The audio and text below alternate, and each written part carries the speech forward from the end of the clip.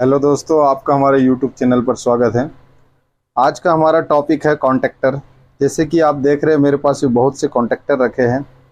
ये कॉन्टेक्टर मेरे पास अलग अलग कंपनी के हैं। ये ब्रांड के हिसाब से आते हैं, लेकिन इनका काम एक ही रहता है, ब्रांड कोई भी रहो। जैसे ये मेरे पास ये TC कंपनी का है, ये L&T का है, ये हमारा भारतीय कटलर हैमर का है, और ये कॉन्टेक्टर मेरा स्नाइडर का है, और ये सीमेंस के है। ये सब सीमेंस के है।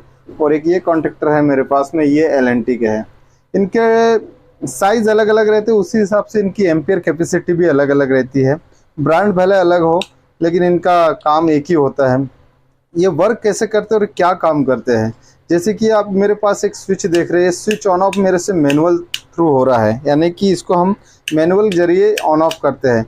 लेकिन ये जो कॉन्टेक्टर है हमारे सामने, ये कॉन्टेक्टर को हम मैनुअल ऑन ऑफ नहीं कर सकते, इसको कमांड दी जाती है।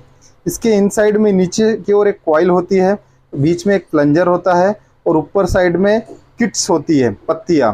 और ये जो आप देख रहे हैं ये टर्मिनल होते हैं। ये टर्मिनल होते हैं, जैसे ही नीचे कॉइल को हम लोग सप्लाई देते हैं तो वो कॉइल को सप्लाई मिलने से वो ऑपरेट होता है और कॉन्टेक्टर होल्ड हो जाता है, उससे कि सप्लाई पास होने लगती है। जैसे ही कॉन्टेक्टर होल्ड होता है तो इधर से आने वाले फेस हमारे इस ओर आने लगते हैं। तो इस तरह से कॉन्टेक्टर काम करता है।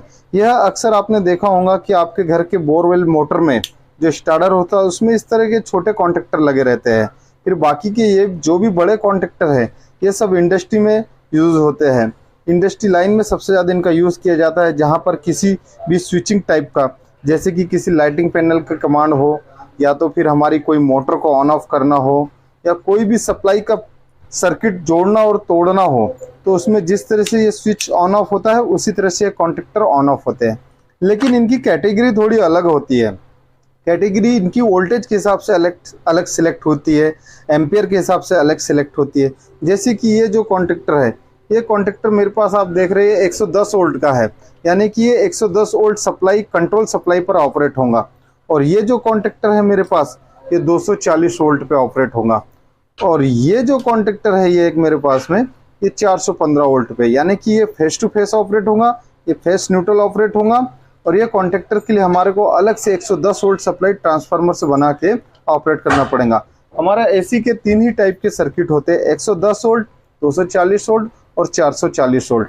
इसी पे ये कॉन्टेक्टर ऑपरेट होते हैं। 24 वोल्ट पे भी होते हैं, लेकिन 24 वोल्ट का कॉन्टेक्टर मैंने नहीं देखा है।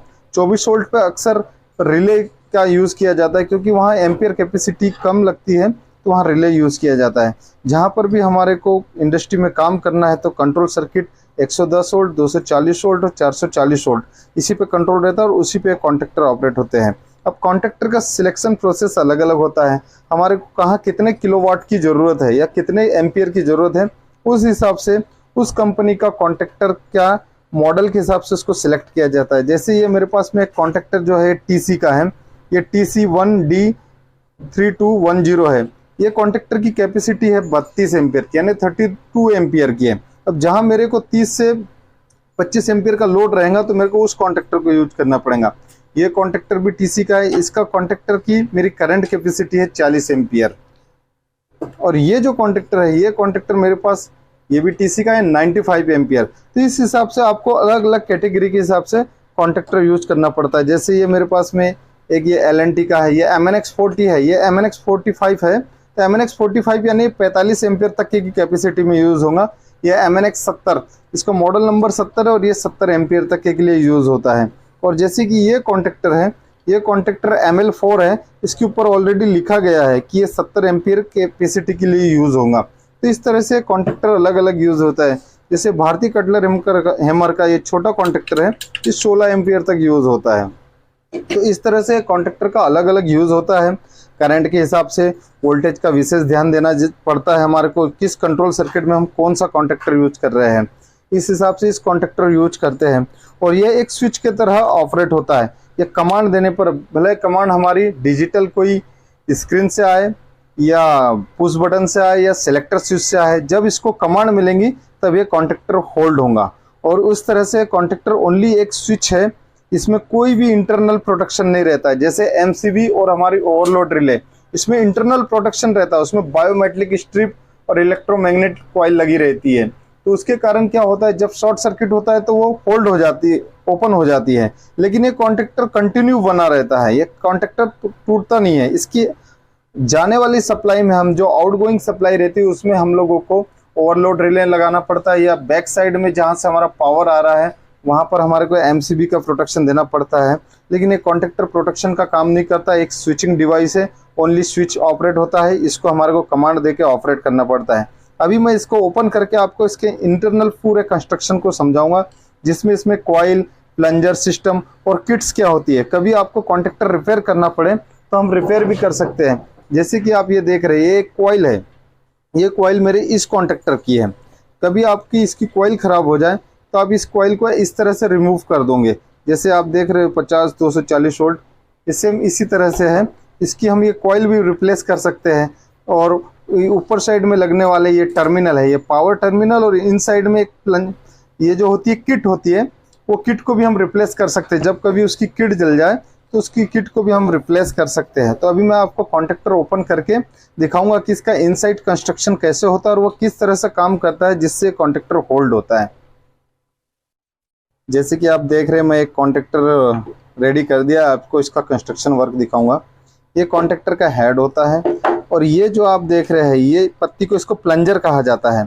मार्केट में आप परचेस करने जाएंगे तो ये किट के नाम से अलग से मिल जाती है। ये बार बार जब कॉन्टेक्टर ऑपरेट होता है तो ये पत्तियों में यहाँ फ्लैश होता है, तो फ्लैश होने के कारण ये पत्तियाँ कई बार जल जाती हैं। तो ये हमारा अगर कॉन्टेक्टर का अंदर का पार्ट सब अच्छा है, प्लंजर अच्छा है, तो हम इसको रिमूव कर सकते हैं। और ये जो देख रहे हैं आप, ये NONC कॉन्टेक्ट है, ये ऑक्सिलरी NONC दिया है, इसमें बिल्ड दिया है। तो इस तरह से ये किट भी आप इसकी रिप्लेस कर सकते हैं। और इसका इंटरनल पार्ट्स कैसा होता है, ये जो आप देख रहे हैं इसकी कॉइल है, ये A1 A2 इसके टर्मिनल होते हैं। और इस कॉइल में जैसे ही वोल्टेज आता है तो इसमें मैग्नेट बनने लगता है। और ये जो है आपका यहाँ मैग्नेट बनने के कारण में, ये मैग्नेट बनने के कारण ये ऐसा ऊपर की ओर नीचे की ओर खींचता है इसको पूरी ताकत से। और ये जो बाजू में दो आप स्प्रिंग देख रहे हैं, ये प्लंजर का काम करती है। ये प्लंजर प्रेस हो जाता है ऐसा, जैसे ही इसमें मैग्नेट बनता है ये कॉइल नीचे की ओर उसके प्लंजर को खींचती है। प्लंजर सिस्टम होता है, इसमें मैग्नेट जाता है और ये नीचे की ओर खींचती है इसको। तो ये स्प्रिंग इसको ऐसी प्रेस कर देती है, और इस तरह से ये कॉन्टेक्ट कन्फर्म हो जाते हैं, कॉन्टेक्ट जुड़ जाते हैं। और जैसे ही इसका पावर कट होता है तो ये स्प्रिंग के प्रेशर के कारण ये इसको रिलीज कर देता है। ये कॉन्टेक्टर ऐसे अप हो जाते हैं, अप डाउन होते रहते हैं। जब पावर सप्लाई आती है तो ये डाउन हो जाते हैं, जैसे ही पावर सप्लाई जाती है तो ये स्प्रिंग के प्रेशर से ये अप हो जाते हैं। तो इस तरह से ये काम करता है, यानी कि इसमें पूरा सेटिंग ये स्प्रिंग का रहता है। ये स्प्रिंग के प्रेशर के कारण इसका plunger system up down calm करता है। और यह इसका मैकेनिकल सिस्टम होता है। मार्केट में आपको ये भी अलग से परचेस हो जाता है मॉडल नंबर के हिसाब से। मार्केट में इसकी आप कॉइल बोलोगे कि ML12 की हमको कॉइल परचेस करना है तो ये कॉइल भी अलग से मिल जाएंगी, जिससे आप कॉन्टेक्टर को रिपेयर कर सकते हैं। अब ये एक मेरे पास और एक कॉन्टेक्टर है, ये TC का। तो ये TC के कॉन्टेक्टर में भी सेम उसी तरीके का होता है, लेकिन इसका प्लंजर सिस्टम अलग दिया है। ये इसकी कॉइल है, ये इसकी मैकेनिकल कॉइल है, जिसमें ये A2 A1 इसके टर्मिनल है, ये A2 है, ये A1 इसका टर्मिनल है। ये इसका पूरा फाउंडेशन सिस्टम है, और ये इसका प्लंजर है। ये प्लंजर ऐसे अप डाउन होता है। ये प्लंजर जो है ऐसे अप डाउन होता है। और ये प्लंजर के ऊपर में ये जब TC की कॉइल इस तरह से लगती है तो ये जो स्प्रिंग है, ये जब कॉइल में मैग्नेट बनता है तो स्प्रिंग प्रेस हो जाती है, प्लंजर नीचे की ओर होल्ड हो जाता है। और जैसे ही इसका पावर कट होता है तो स्प्रिंग इसको प्रेशर से रिलीज कर देती है। तो इस तरह से ये काम इसमें होते रहता है। और एक मैं आपको कॉन्टेक्टर दिखाऊंगा, जैसे कि ये कॉन्टेक्टर हमारा भारतीय कटलर हैमर का है। इसमें जो है ये भी कॉइल होती है वाइट कलर की, और ये कॉइल के ऊपर में दोनों स्प्रिंग का प्रेशर रहता है इस तरह से। जैसे ही सप्लाई मिलती है तो सप्लाई मिलने के साथ में ही ये कॉन्टेक्टर ऐसा होल्ड हो जाता है, और होल्ड होके काम करने लगता है, होल्ड हो जाता है। और वो जो आप इनसाइड में ये स्प्रिंग दिख रही है, स्प्रिंग की टेंशन के कारण सप्लाई कट होने पर ये पत्तियां ओपन हो जाती है। इस तरह से कॉन्टेक्टर का कंस्ट्रक्शन वर्क होता है, जिसे इसको कॉइल कहते हैं, इसको किट कहते हैं। ये किट आपको अलग से मार्केट में परचेस करने पे मिल जाती है। इसको पावर टर्मिनल कहते हैं, और इस पोर्शन को प्लंजर कहते हैं। ये जो है ये प्लंजर है, ये प्लंजर पे ही पूरा काम होता है, और स्प्रिंग के टेंशन के कारण हमारा कॉन्टेक्टर ऑन ऑफ होते रहता है। इस तरह से ये कॉन्टेक्टर काम करता है।